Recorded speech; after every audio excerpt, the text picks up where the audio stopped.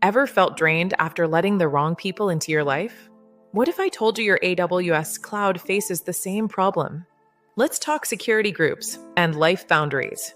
Imagine your personal space is open to everyone. Your energy gets drained, right?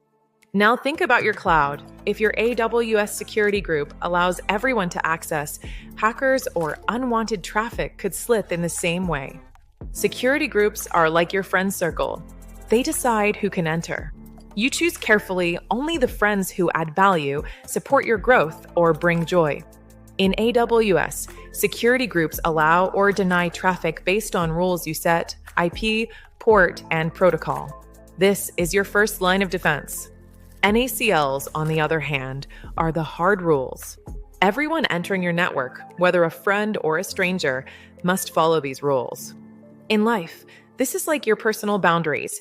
No disrespect, no toxic energy, and no interruptions during your focus time. These are non-negotiable. Here's the story. I once left my life and cloud wide open. Too many open ports, too many toxic interactions. Result? Chaos everywhere. Once I set security groups properly and enforced NACL rules, both my cloud and my life became peaceful and secure. Action step for AWS. Only allow inbound rules for IPs or ports that really need access. Be specific and restrictive.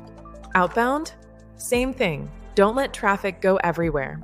Define what is necessary for your applications to function. Action step for life. Only spend time with people who respect your boundaries. Don't be afraid to block or step away from energy drainers. Both cloud and life thrive when boundaries are respected and maintained. This leads to greater efficiency and peace. Have you ever had to block someone to protect your peace? Or closed a port to protect your cloud? Comment your story. I'd love to hear it. And don't forget to subscribe, like, and share this video to help others protect their energy and their cloud.